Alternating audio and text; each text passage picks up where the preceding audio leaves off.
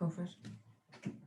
Okay, everyone, hello and welcome to our third in this series of COVID and inequalities. The first one was a general overview. The one 2 weeks ago was about COVID and poverty, and today we're here to discuss COVID and gender and the inequalities. We have quite an extensive panel today with a wealth of experience and knowledge. We have Edel Fox from OMA Women's Aid. We've also got Grady Horgan, who's a lecturer in social policy and a real sort of social activist and who fights for women's rights constantly. We've also got an interview with a mother who's a carer. And finally, we have Dr. Danielle Mackel from Ulster University, the social work department, specifically looking at inequalities and transgender people within Northern Ireland. So normally what we've normally got Sean Holland, the lead social worker, here virtually, but the wee English fella, as we normally refer to him here in Derry, that's a reference to Derry Games, by the way, he can't be here the day at all virtually. So we've got the next best thing. Well, I think it's even better. We've got a wee Australian fella who's actually our head of school, Christian Laslett. So Chris is going to introduce today, and we're going to tell Chris before he starts. It is a 5-minute introduction, Chris, a Northern Ireland 5 minutes, not an Australian 5 minutes. So Chris is going to give us a wee brief sort of synopsis, and then we'll go on to our first speaker. So I'll hand you over to Chris. I feel under a lot of pressure now to say g'day and ham it up, but I don't think actually I can ham it up anymore. It comes pretty naturally. And actually, Sean, I think you kind of introduced it, so I might be superfluous to requirement here, but just like to say on behalf of Ulster University to welcome everyone to this third installment in the series. It's been brilliant. I mean, there's so many people on this, over 100 now. So that is a real testament to the interest in COVID and taking a radical approach to understanding COVID. And I just want to really congratulate the organisers and all the participants so far, including all the colleagues on today's webinar. And I think what the only brief point I wanted to make was that I think what this series has really shone a very stark light on is what we sometimes in the academia refer to as structural violence, and how COVID in particular has really exacerbated pre-existing forms of structural violence and taken it to a new level. And what we sort of mean, sometimes structural violence is quite an abstract term, but I think it can be sort of boiled down to something quite elementary and simple, and that is, at this current stage in human history, never before has human beings had such an enormous capacity, a technological capacity. We have trillions of dollars of latent wealth sitting in bank accounts. We have undreamt of labor capacity. And yet, despite this capacity, we still witness two extremes. We, on the one hand, we witness on a global scale enduring poverty. We see discrimination. We see persecution of minorities. We see conflict.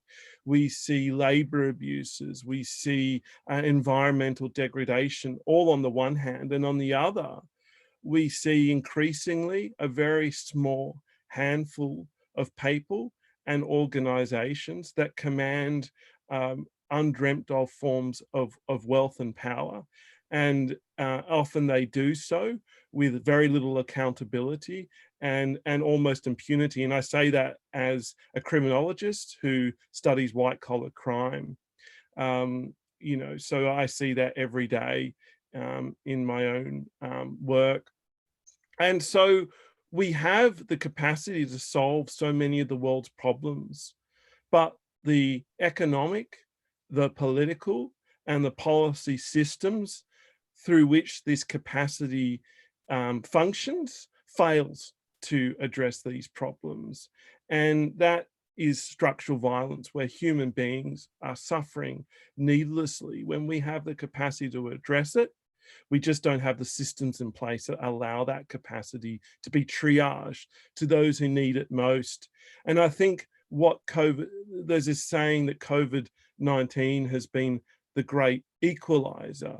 Actually, it's been the great unequalizer, because we've seen that the privilege, the so-called, as they said during the sort of global financial crisis, the 1%, but it's really more maybe even the 10%, are able to steer through this with relative ease and luxury, you know, and you have a sizable share of the global population, the working class, people who are in vulnerable positions, suffering the worst effects. And I think that's something that this series has really drawn attention to, is how different groups are really experiencing the lion's share of some of the harms associated with COVID-19. But that isn't an anathema. It's a part of a structural process that means these different groups are suffering violence, COVID-19 or not. That is, they're suffering needlessly as a result of the systems we have in place that do not harness our capacity to solve the problems that we can solve right now. So I think, you know, and I'm sure today we'll draw further illumination on that front, and I really look forward to hearing the rest of the speakers. So on that note, I shall hand over to the first speaker for today.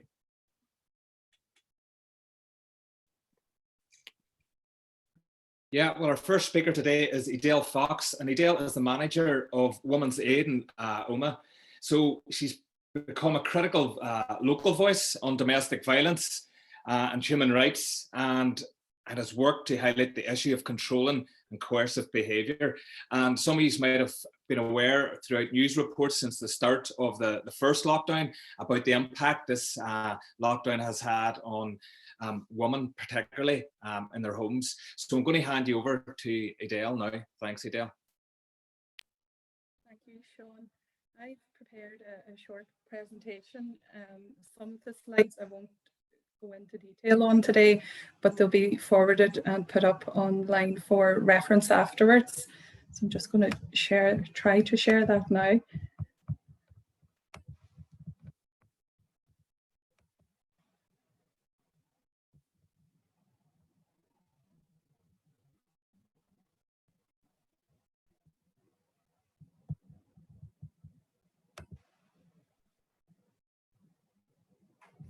Can everyone see that? Yeah, we can see it, Edel. Yeah. Okay, great, thank you. So as Sean had said, my name is Edel Fox. I'm the senior manager at Omagh Women's Aid, and Omagh is one of 9 women's aid groups across Northern Ireland, and then we have an umbrella organisation called Women's Aid Federation Northern Ireland, who sort of sits over above all of the local groups. And they take a lead in policy and campaign work and some shared services to support all of us on the ground delivering.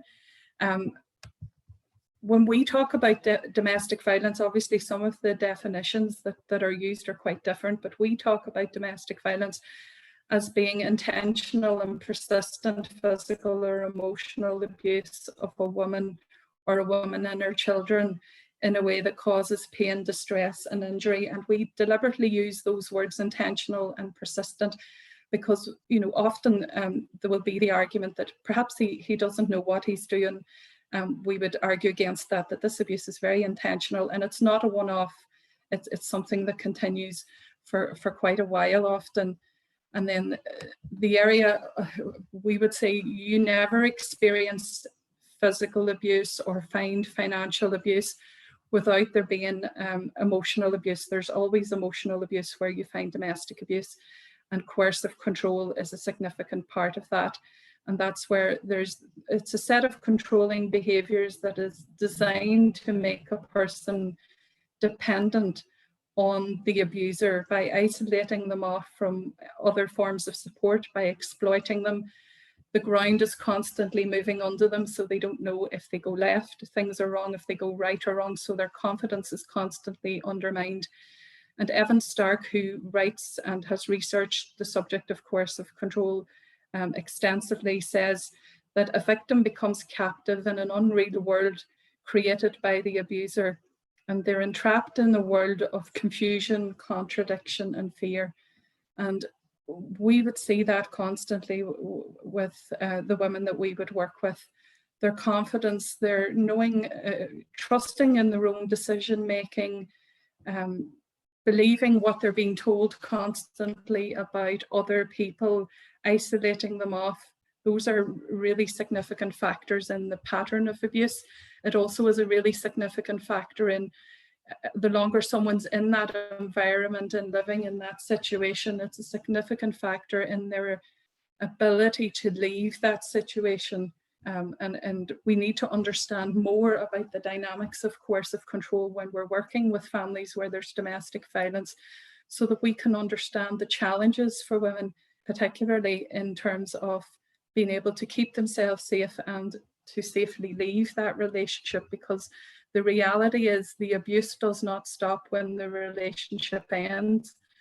Very often there's an increased risk at the point that a woman tries to leave a relationship, and most often domestic homicides occur after relationships have ended or at the point where a woman is trying to leave a relationship. So it's a very dangerous time. I've put these slides up just for information. I'm sure many of you will have seen them before. It is very much, we see domestic abuse as being about the abuse of power and control, the abuse of trust within relationships and the impact of that. Likewise, many of you will have seen the cycle of violence. There's a pattern in the behaviour in abusive relationships. Women will often say to us, he was the most charming, it was absolutely the best relationship I ever was in at the beginning. Everything seemed really perfect, everything seemed really great. And that's why they enter the relationship. And the pattern of abuse changes, or the pattern of the relationship changes over time. And we talk about a cycle of violence where you will have an incident happen, but that only happens after a period of tension and issues happening to escalate that, where she can feel something coming. Women will often say to us, and then there will be an incident.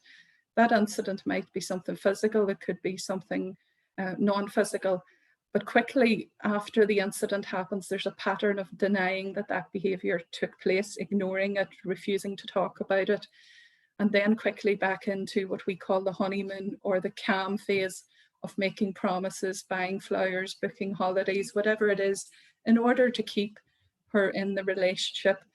But slowly over time, those things don't materialize, they don't go for counselling, whatever it is that has been made in terms of promises, and the tensions start to build again. And women will go around this cycle many, many, many times before at some point they realise that this is what's happening, and the hope which comes with the honeymoon phase kind of fades away. And it's at that point sometimes that women will realise they need to leave this situation. But as I said, that can be after many years of abuse. So when we're talking about domestic abuse in Northern Ireland, who are we talking about? How many people are we talking about?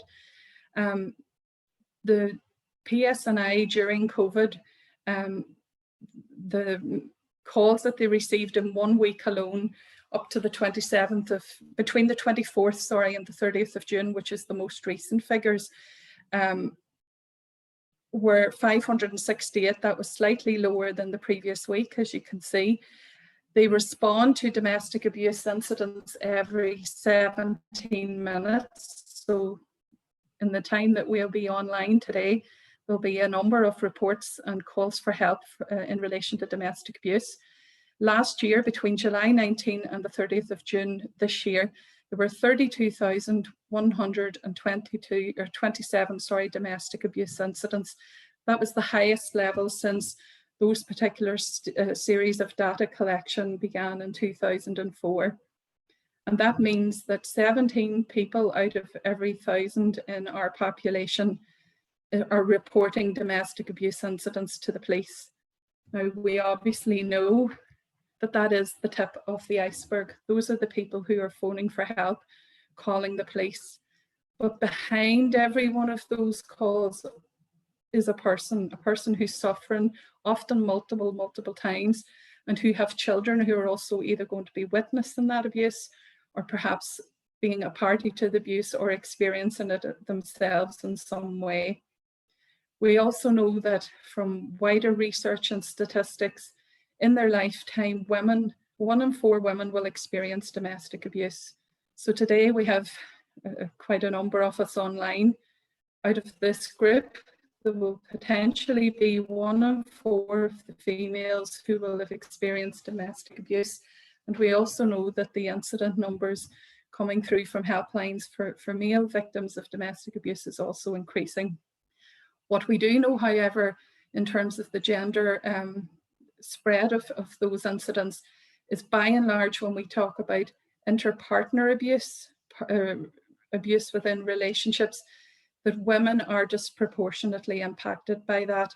And when we go on to look at domestic homicides, it's very much an issue for females. The people who are losing their life are females. So when we bring into the mix COVID, as we know, there's been a lot of discussion and concern around domestic violence in terms of COVID, and COVID, as was said earlier, has shone a light on the scale of domestic violence and has maybe opened debate, which can only be a good thing. As was said earlier, COVID has exacerbated a great number of inequalities, and I think the same can be said when we look at issues such as domestic violence. We believe that because abuse is about power and control, that home is often not the safest place for survivors of domestic violence to be. And then we have the quandary of COVID and the need for all of us to keep ourselves safe and reduce infection, to remain at home, to self-isolate, to socially distance. And when we had measures such as lockdown and at the moment school closures and other measures in place, there's a concern that those measures increase the risk of domestic violence because of the isolation factor and the fact that abuse thrives within secrecy and isolation. And it also then creates a further opportunity for abuse. And we would have heard over recent months stories from women about how it was just not safe for them to be able to get any space to make phone calls, to reach out for help, to even get out of the house, because they were being so closely monitored, because they were both at home together. So there is a concern that those social distancing and self-isolation measures that were brought in place to keep us all safe from COVID is also being used then as a tool of coercive control by perpetrators and used to shut down women's roots. Some of the other concerns that we would have that relate to domestic abuse then obviously are, for all of us, we've had to change how we work. Today, talking on Zoom is one example of that, but we've all, through necessity, had to change how we work on some of the services, and particularly those services that would traditionally be there as early identifiers and early intervention tools in terms of safeguarding and child protection, aren't operating or as accessible as they might have been. They aren't operating in the same way. So the fact we have school closures, the fact that some of the voluntary community sector services have been reduced or changed their services, the fact that potentially health visiting and home visits haven't been able to happen in the same way, all cause concerns in terms of safeguarding and that early intervention and referral pathway for families at risk. We're also huge concern about the impact of mental health and well-being. Some of the women that have been contacting us more recently really are struggling with their emotional well-being, and the fact that some of the services that they might have been able to go to in terms of community activities, social activities aren't available at the moment. That's having an impact. There's a huge fear. When we were, preparing for lockdown, we were preparing our services for a huge influx in referrals. back in March, and that didn't happen initially, and we were concerned and wondering why was that not happening. But slowly, obviously, those referrals picked up. But when we started to get the referrals, we were asking women what was happening in the earlier months, and they were very much saying, one, they didn't have the safe space at home to make the call and to reach out for help. Two, they thought all of this was going to be temporary, as in the lockdown, it would be 3 weeks, so I could suffer on a little bit longer and then reach out for help. And also the third factor was a huge fear of contracting the virus by maybe going out and looking to access refuge or whatever. The other big pressure for families across the board, but also where you have things like domestic violence happening, was the pressure of homeschooling and the impact of children with schools being closed and everybody being in the house together. And then a lot of issues around financial pressure, particularly if wages or salaries had been affected and where there's already financial abuse occurring. That early warning and that link to other services where families might have been going for some financial support wasn't necessarily available for them. So those were increased risks. Some of what can we all do about this issue? I think awareness raising is important in terms of making sure the public know, making sure all of us as practitioners know where the services are and how they're operating right now. What are the current referral pathways? How can I link people into the necessary services?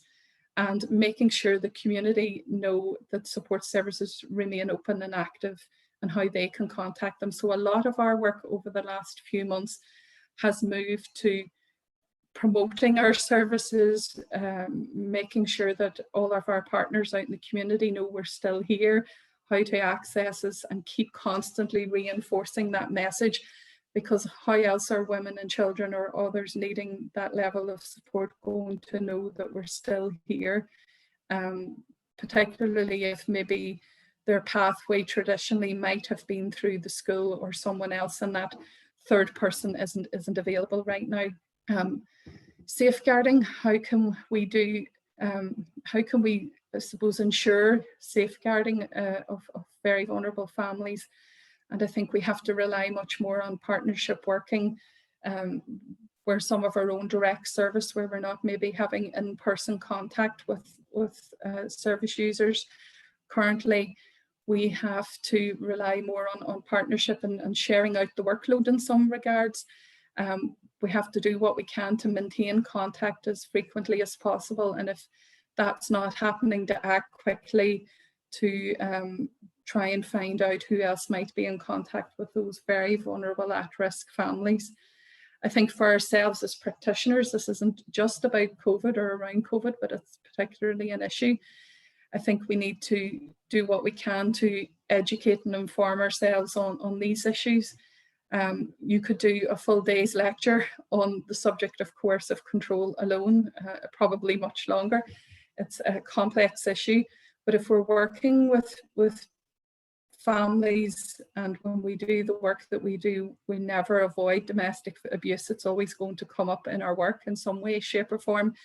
When we're working with families, we really need to understand that issue, because it's so key to being able to fully support people, to understand the dynamics of what's happening in the relationship, the imbalance of power and how that's impacting on individuals. If we're going to be able to support them to get the tools to safely leave and then rebuild their lives afterwards. And that empowerment, giving back that power little by little, helping to build that self-confidence and decision-making again is really key to that process. In November every year, there's 16 days of action around domestic abuse. And I would encourage all of you to get involved in some way, shape or form. That might just be educating yourself in some way. To do that, there's information on the WAFNI website about what's happening in all of the local groups. It may be just sharing some of our tweets or whatever, but I think we need to keep the messages out there, as I'd said at the beginning, and that's one strong way to do so.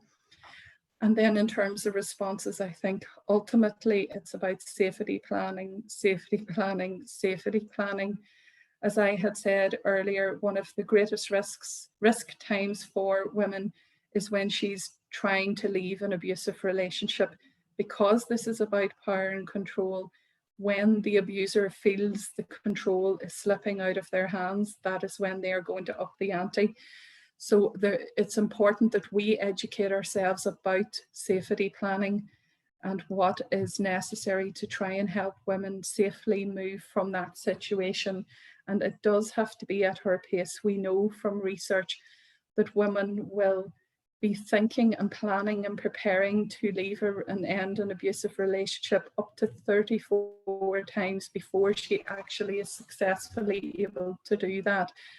And that's because there's many factors going against her, financial pressures, children considering their situation, the fact that she's afraid, what support is available to her, the fear of children being taken into care, if there's immigration status concerns.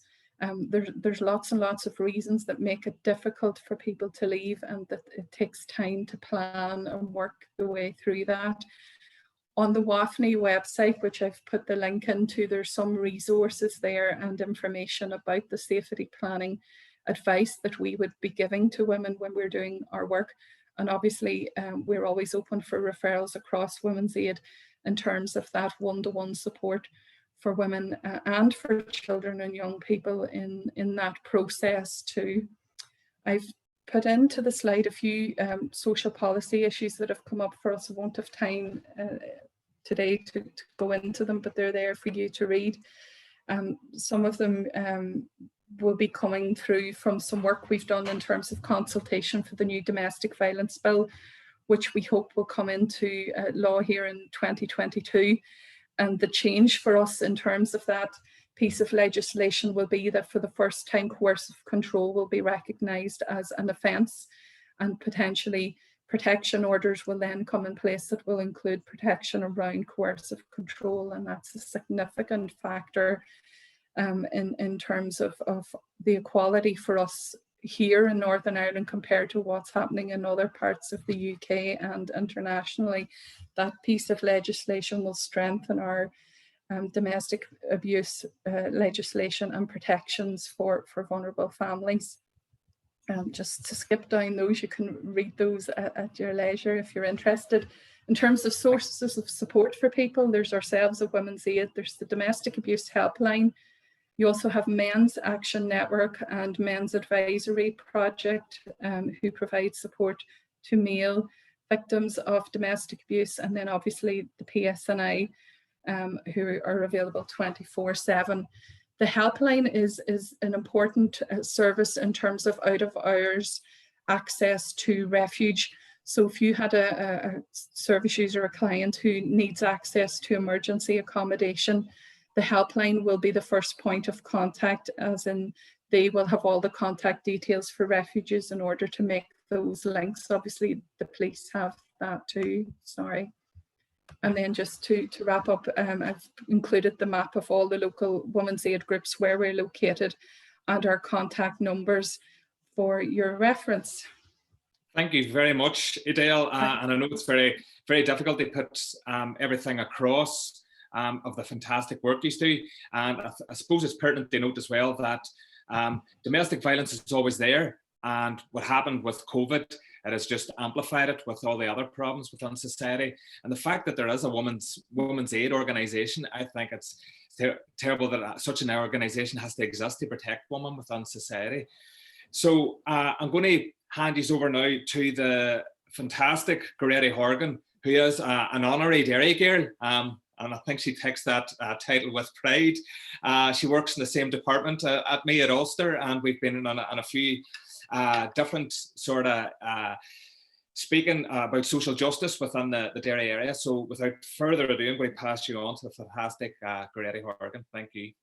Thanks, Sean, for that introduction. I haven't done a PowerPoint, mainly just because I didn't have time to do one, since we're all creased trying to do all the teaching that we're doing online, but also because a lot of the information that we've got about the gendered impact of COVID is really it's not the kind of thing that it's so easy to put into a PowerPoint. So, I mean, I suppose the first and most obvious place to start is the fact that women constitute over 70% of health and social care staff. So straight off, when we're talking about the people, you know, the nurses in the COVID ward, the healthcare assistants, the domiciliary care workers who are going into from house to house, you know, not knowing whether they're going to contract COVID themselves or not, most of those are women. And a significant proportion of them are from Black and minority ethnic groups. So, you know, that's like just really important to acknowledge before we go any further. But when it comes to caring activities, and I know that there's going to be another speaker talking about the personal experience of caring. But we know from carers across Northern Ireland that actually they really are in crisis. I mean, they are utterly in crisis at the minute. Many, indeed most carers have been really just, I mean, they feel abandoned. That's the word they use. They say we've been abandoned by social services. They're at home with children, some of whom have profound disabilities, but you know, many of whom have very significant or severe disabilities, without any of the supports that they normally have. The children, and I'm talking about children, and sometimes those children are adults, are, you know, they're missing their routines, they're upset and frustrated because of that, and then their parents are having to deal with the acting out that's inevitable in that kind of a situation. And it really is, it's actually frightening, I think, to think about what the long-term implications of that will be, both for the women who are the carers, or the main carers in these families, but also for the disabled children and disabled adults who, you know, many of whom have sort of regressed during lockdown and the period since, because of course a lot of these people are still shielding. So if you look at the people who are caring for the most disabled children, they've never come out of shielding. Their children didn't go back to school for any length of time because they're too much at risk. And of course, this applies also to women with disabilities. We have reports from women with disabilities that they have additional challenges accessing the care that they need. They also are likely to be isolating for longer and, you know, continuing to shield. And so that obviously adds to the physical as well as mental health aspects. In terms of the economic support that's needed for parents and carers who are isolating because of, for example, a family member showing symptoms, or a child coming home from school with symptoms, or a child coming home from school because somebody that they sit near at school has tested positive. There is a real problem there with the lack of economic support. So we know, for example, that 70% of jobs that earn under £118 a week, which is the limit for statutory sick pay, 70% of those jobs are undertaken by women. So in other words, you know, 70% of the workers who do not qualify for statutory sick pay are women. And that increases the risk of poverty, it increases the risk of debt, and then of course the mental health impacts that go along with that poverty and the debt. And the risk is greatest for single parents, most of whom of course are women, and most of whom are already more likely than other groups to experience poverty and debt. Yes, the job retention scheme has helped, and yes, you know, some of the amendments to universal credit, the extra £20 a week, has actually really, really helped. But obviously there's a kind of a longer term issue as well, because and I'm going to come to it in a wee while when I'm talking about reproductive rights issues, and women are also being disproportionately affected by job losses and redundancies. Now, for low-income families, the crisis has already put really a huge burden on their budgets because of the increased expenditure on food, on energy. I got my electricity and gas bills through last week and was horrified. I mean, they basically doubled because, of course, you're in the house all the time. So imagine you have children in the house all of the time. You have to have the heating on when you wouldn't necessarily have had it on before. Then their children are always hungry, aren't they? And then there's the whole issue of online services as well, of paying for Wi-Fi. So it's not, I mean, we talk about the lack of access to computers and laptops to support education at home, but actually it goes deeper than that for low income families. And I want to make sure that I leave enough time to talk in a bit more detail about reproductive rights during the COVID crisis, because really I think that the crisis has really shown us the extent to which reproductive rights are the poor, what the Cinderella service, the poor, the poor relation. So I said that I wanted to say something in relation to women's job losses. The number of women who are being chosen for redundancy because they're pregnant or because they're on maternity leave by companies that are closing down or companies that are in extremis is actually shocking. Just here in Derry, I could name you 4 companies, I won't, but I can name you 4 department stores basically who've just ignored the law completely and just selected for redundancy people who are women who are pregnant, who are already on maternity leave. You then have a situation where people who are pregnant are not allowed to bring partners with them to their scans. And you can kind of say, well, you know, in the old days, sure, men were never anywhere near pregnancy or childbirth. So is that such a problem? But actually, you know, women have come to us, couples have come to us to say that, you know, they were going for a 20-week scan and knew that they may be getting bad news at that 20-week scan, knowing that there may be a genetic condition that runs in the family or something, and that therefore, you know, this 20-week scan is a really, really big issue, a potentially life-changing issue, and they were having to fight for their partner to be allowed to accompany them. And then when it comes to the birth, again, you know, having to fight to have their partner there. Yes, the partners are allowed into the very final part of labour, but I mean, if you're a first-time mother, I think you probably want your partner there the whole time, and not just when the baby's about to emerge. So they're just they're just a couple of the things that have really been enraging me.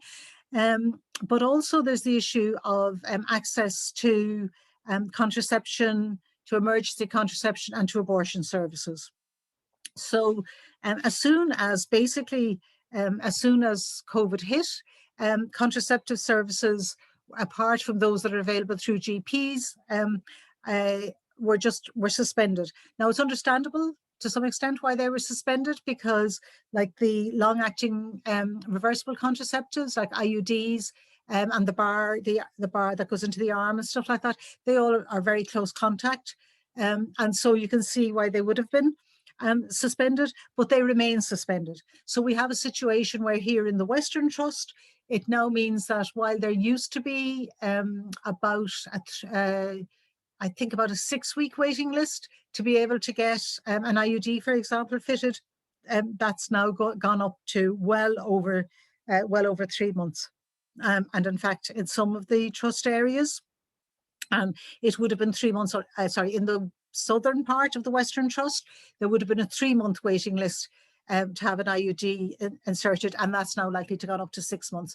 And frankly, you know, as I said before, the Wayne would be born by the time you'd get your you'd have a chance of getting an IUD. And actually, those services really have still not resumed fully, and they were already anyway running on a shoestring, so they are likely to be, you know, it's likely to continue to give problems, for a very long time in terms of waiting lists. And I have to stress that actually making access to contraception easy is like a really, it's first of all, in terms of public health, it makes a lot of sense. In terms of women's autonomy, it makes an awful lot of sense, but also in financial terms, it makes a lot of sense. So for every pound, the Public Health England says that for every pound spent on contraception, it saves the health service at least £9. So they say between £9 and £13 for every pound spent on contraception. So investment, we need more investment in contraceptive services and reproductive services generally in Northern Ireland. But like I say, I think we need to start with the contraceptive services. Now, when COVID hit, right across these islands, actually, in England, Scotland, Wales, and the south of Ireland, the Republic of Ireland, the government recognised that it doesn't make any sense to be bringing women and pregnant people to clinics to get abortion pills, which could just as easily be posted to them. And in fact, my research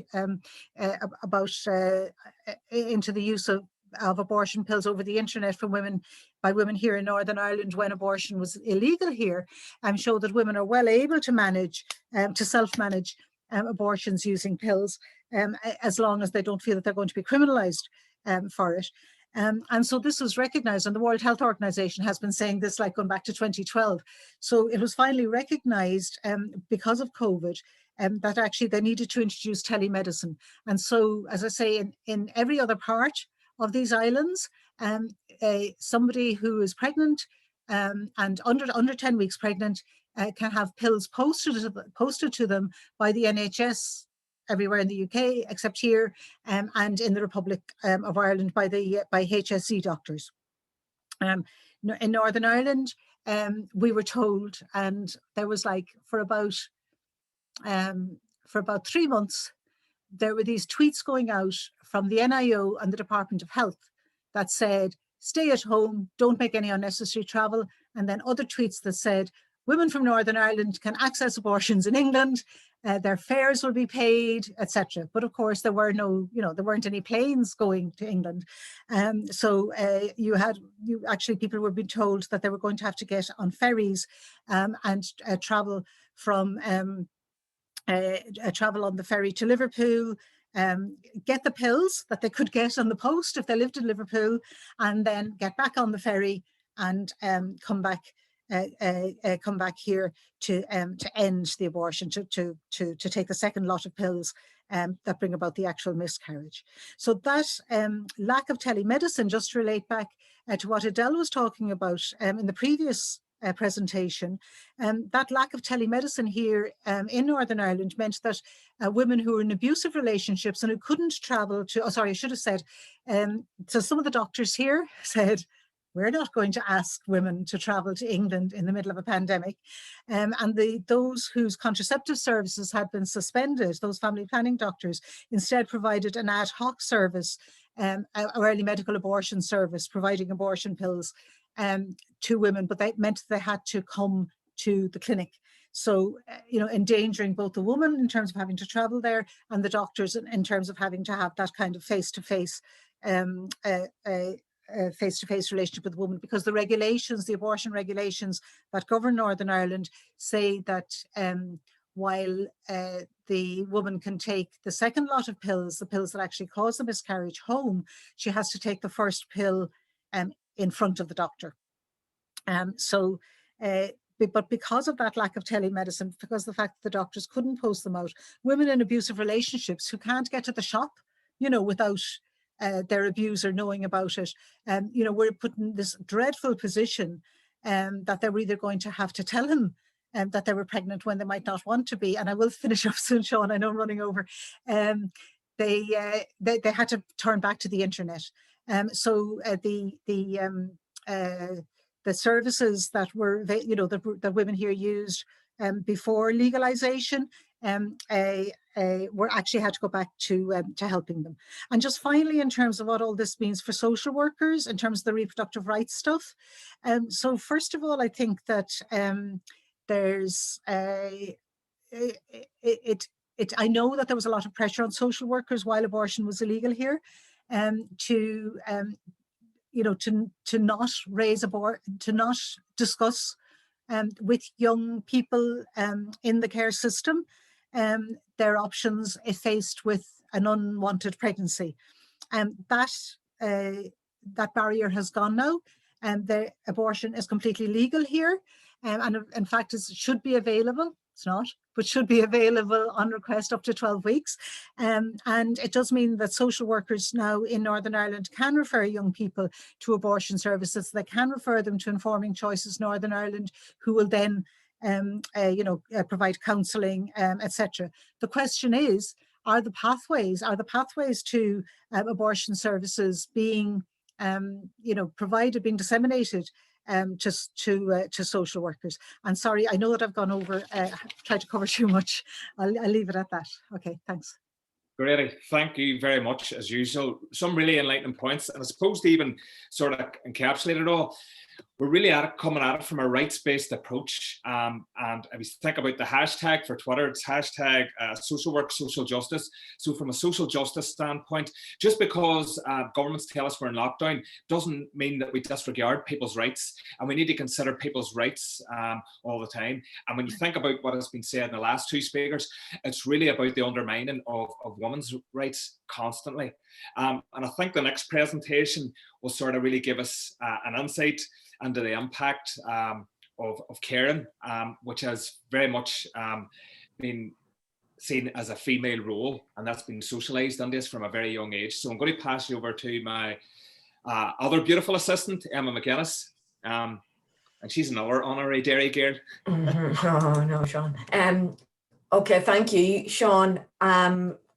We're up against time, but I'm so delighted that we were able to have those inputs there, and I absolutely agree. These are rights-based, social justice rights-based issues. We'd asked a number of carers to join with us today, and just following on from the point that Grady made, I think it's indicative of where carers are at the minute, in that a couple of them felt that they were just too vulnerable and too stressed, to be honest, to attend today. And one carer felt she was really too angry, and her experience was so demoralizing, and she felt so dehumanizing in terms of the support she wasn't receiving, that she didn't feel she could be here. So I'm just quickly going to share a slide that really did ask me to share with you, to represent what the issues were for them today, and or in caring. And what they've said is that for them, one carer described it, the current experience, as pouring from an empty cup, basically feeling that there really is, they've nothing left. They are depleted in ways that they haven't been. They feel that community carers have been abandoned, and this is their experience. And of course, the experience for all carers, depending on the caring situation and other supports they might have, is different. But I think for the vast majority of them, the disruption or closure of services, of supports, has been devastating and led to the feeling fairly abandoned, maybe. Plus, they wanted it really highlighted that it can't be assumed that support is available from their family. Not at all. In fact, for some, it's quite the opposite. And for years, it's often been like that, and especially for those who maybe are caring for adults, and often they're adult children or partners. And also that what they wanted to really emphasize was that listening, showing understanding by social work and social care workers can be really powerful to them as carers who have maybe absolutely no other support and no other listening ear at the minute. And what I'm going to do now is just really play the end, because I'm conscious of our time, and I'm just going to play the end of a recording that I did yesterday with a carer and with a carer, is called Joan. Joan's cared for her adult son who is diagnosed with schizophrenia in his early 20s, and she's cared for him now for 30 years as a single parent on her own, as a woman on her own. She's been in that caring role. So I'll just maybe zoom over to the end of the recording where I'd asked her, really, what could social work do to support carers like Joan during this time?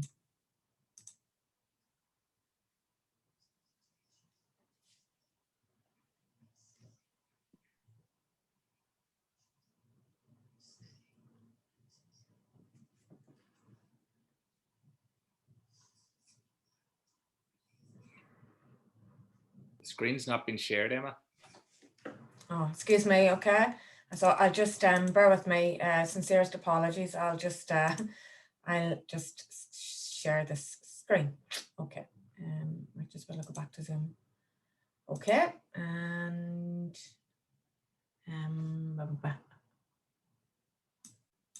here we go. I think. I hope. There's screen here.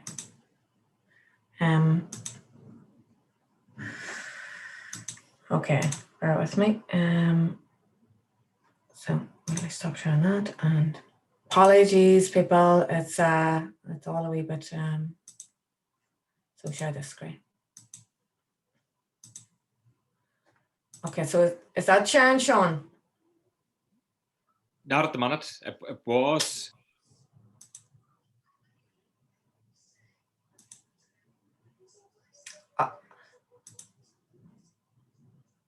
I'll play it anyway.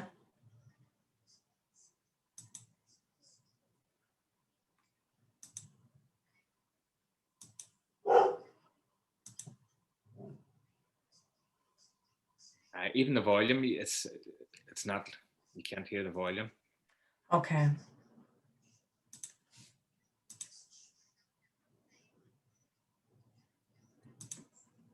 Right, it's starting now.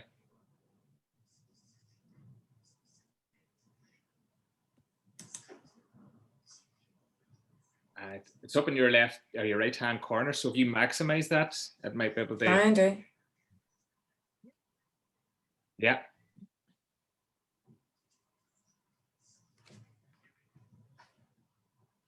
The volume's very low, Emma.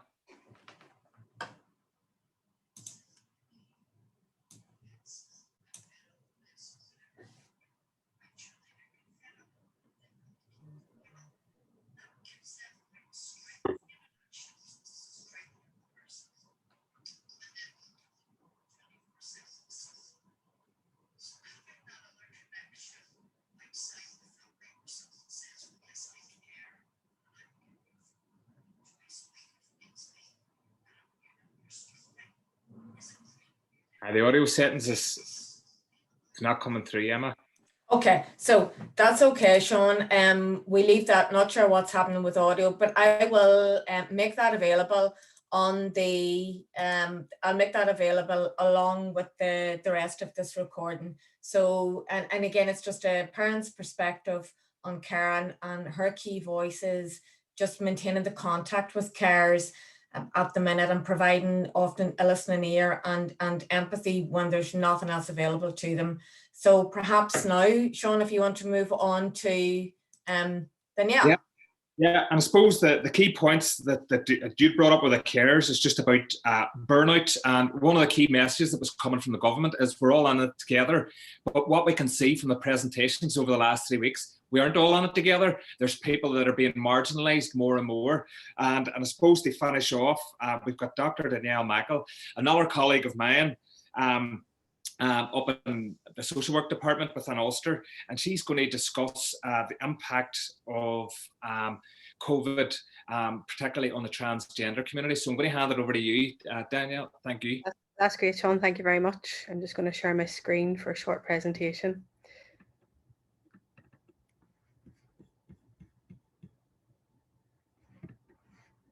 You see that okay? Yeah.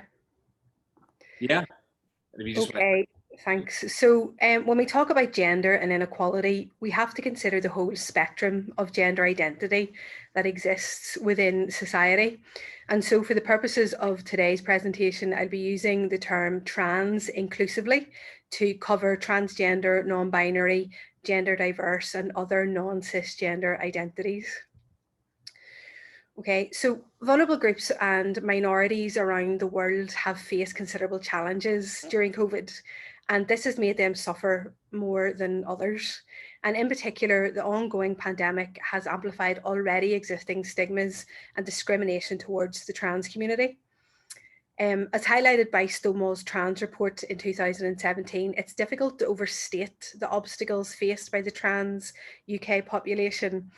And that includes harassment, violence, discrimination, are all staples of trans people's daily experiences, resulting in high rates of suicide, high rates of mental distress, self-harm and suicide. And in general, for any person facing discrimination, public services are usually the first place we'll turn to and are a lifeline of support. But unfortunately, trans people's experiences of public services have been identified to have been fraught with discrimination, with transphobia affecting their treatment within schools, social services, and within the NHS. Sorry. And I thought it would be useful to highlight some of the voices and to really give you a flavour of a person's lived experiences living with a trans identity. So just a couple of quotes. I get shouted at every single time I leave my house and threatened at least once a week. I try to close myself off from my family because I'm so close to getting kicked out. The second, we are constantly questioned on our existence, treated hostilely and ridiculed in the name of debate. We are constantly exposed to hate and criticism. And thirdly, waiting lists are excruciatingly long on the NHS, to the point I feel I'm not mentally strong enough to wait this long, and hormones and surgery are incredibly difficult to get hold of, but are something that will greatly improve my mental well-being. So listening to the voices and hearing the voices, it's unsurprising then that the statistics in relation to COVID are so hard to hear. And I'll just pick out a couple, but 25% of people who identify as trans have experienced homelessness. And more worryingly, 53% of trans young people aged 18 to 24 have experienced a hate crime or incident based on their gender identity, and that was within the last 12 months. 30% of trans people who've attempted to access social services in the last year have been met with and experienced discrimination. And I'll go to the last point. 27% of trans young people have attempted to commit suicide. 89% have thought about it, and 72% have self-harmed at least once. So if that is how it is, during pre-COVID times, what's it been like throughout COVID? COVID has amplified the existing inequalities and complexities that have been faced by the trans community. COVID lockdown restrictions have led to trans people being denied healthcare. Many have had surgeries delayed, and some are currently struggling to access hormone therapy and counselling services. Those trans people who are not out were forced to hide their true identity and potentially forced to live with intolerant or unaccepting family members without any safety plans in place, which has significantly impacted on their mental health.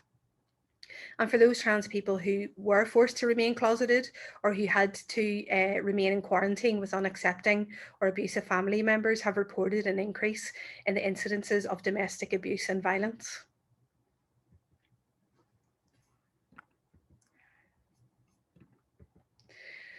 And in terms of the supports available, support services were forced to close, and that's particularly true of the LGBTQ sector in Northern Ireland, therefore having to stop face-to-face meetings and group support meetings. That also meant then that trans safe spaces were forced to close.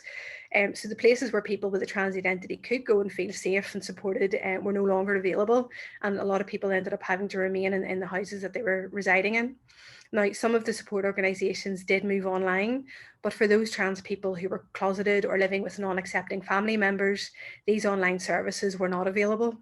So a lot of people remained seriously isolated, and there's some serious concerns around mental health and self-harm. So what can we do to support the trans community, and how can we support the trans community living through this next phase of COVID? Some thoughts are to become a trans ally, and that means learning about trans identities and being mindful of the misinformation that exists within the media. It's important to understand the complexities facing the trans community in terms of social isolation, in terms of the limited access to services, the significant unemployment rates faced by those people who are trans as a result of discrimination and prejudice that exists in our society. A large portion of our trans community remain homeless, some sofa surf, some are street homeless, and some are on really, really long waiting lists trying to get housed to get away from the people who make them feel unsafe. And the discrimination that exists within our society against those who have a trans identity. It's important as social workers and social care workers that if we are working with trans young people, that we help them safety plan, especially if they're living in homes where they feel or are unsafe. And it's important to consider how we communicate, and we may need to be creative in terms of how we communicate with people who are vulnerable or people who are living in unsafe residences. It may be that email or text message might be best, because people who live in the house could overhear your conversation, and that could make somebody feel unsafe or be unsafe. It's also important for us as social work practitioners and social care workers who are working with trans people or trans young people to know what support organisations do exist within that local community. Again, there are the presence of the LGBTQ sector are online, but it's important to know what's out there and what supports are available. And finally, it's important that we're able to advocate for people in terms of being able to access healthcare and services. So I know this has been a whistle-stop tour, and this is something that I could talk about for weeks, not just within 10 minutes. But if you are interested, there's a number of really useful resources that you could link to. And if you're keen to know more, I'm more than happy to have discussions with anybody else further to today. So thank you all. Danielle, thank you very much again. And again, it has been a whistle stop, but even in that brief 10 minutes, I think some of the key themes coming out again is about that rights-based approach.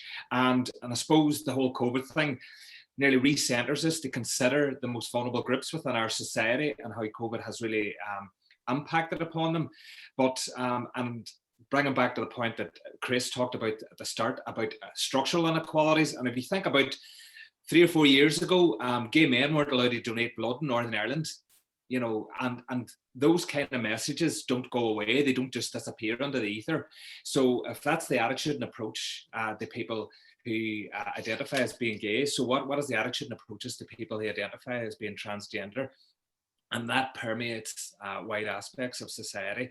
So absolutely fantastic. If anybody's got additional questions, please put them under the chat box at the bottom. If anybody's got specific questions about some of the themes that came up today and the presenters, I'm sure the presenters are more than willing to answer your questions. Now, I'm sort of asking you to go on and look at the previous seminars or webinars if you haven't been here, because there's a clear sort of theme running through this. And I keep on harping back to some of the literature that's out there the Department of Health have produced around the anti-poverty strategy for social work. So if you think about even some of the things that Danielle was mentioning, just about 25% of the trans population are deemed as homeless. So there's a clear link between poverty. And if you look at all the other materials dating back centuries, there's a clear link to poverty and poor physical health and poor mental health. So all those themes have sort of been put under this melting pot now, and COVID has really turned up the heat on it, and it has made it even more difficult for people in our society. So I'm sort of going to wind it up and sort of take out the main points, looking at particularly women and transgender people in our society and how they really are at the sharp end of the wedge when it comes to the current government, whether it's UK central government policies or our local government policies. And if you think about the decision that was made last week to close down a lot of jobs for people for 3 to 4 weeks, and the government says we're going to have this help available, but for a lot of the people that were working, they don't get that help. The money goes to the business. but the people who are getting that, who are the people on the ground, most likely on 0 hours contract, most likely on minimum wage, and that job actually just keeps them above the breadline.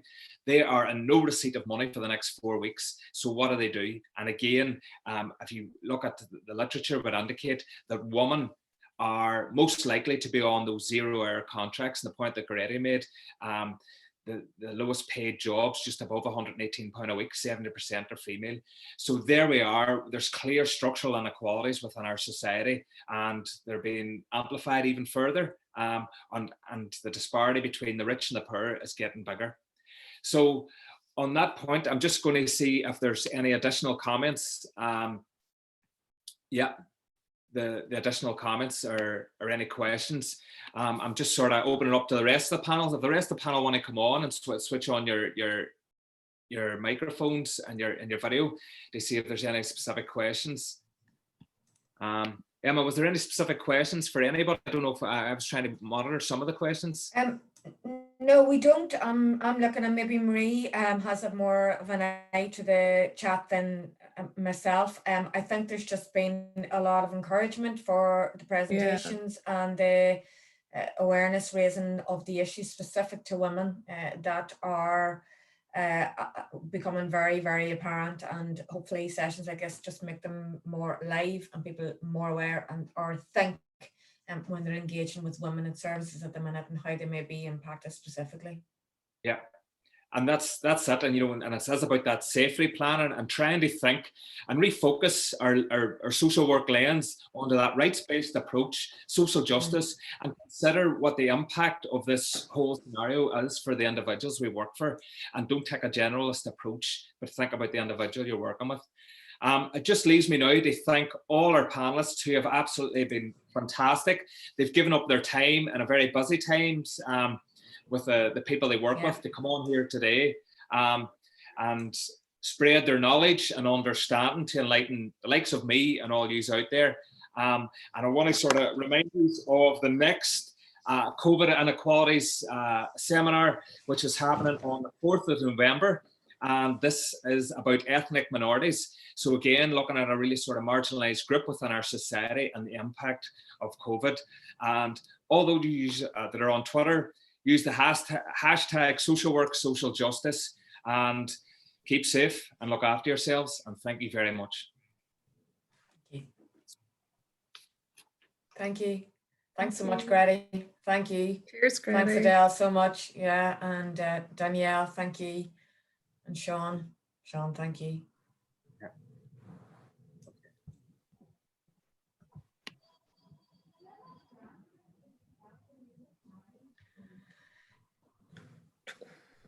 You stop recording now, Emma? Sean, didn't even think.